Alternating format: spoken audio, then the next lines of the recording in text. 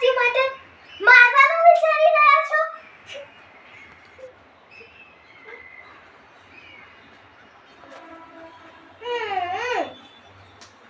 હવે સમજી.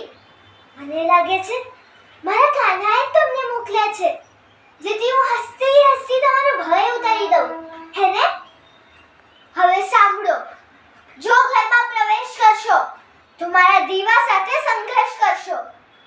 આ દીવો અલવાઈ ગયું તો અંધારું પથરાશે. હું તો બાળક છું, પાછલી ઓળીથી ભાગીને સામે ઝાડે ચડી જઈશ, પરંતુ જંગલના કાળઝાળ અંધારામાં ભૂખ્યા જનાવર તમારું શું હાલ કરશે તમે પોતે જ વિચારી લો. અરે ગભરાઓ નહીં, આ દીવો એમ ઓલવાશે નહીં. આ દીવો માત્ર પ્રકાશ નથી, આ તો મારા કૃષ્ણનો નાદ છે.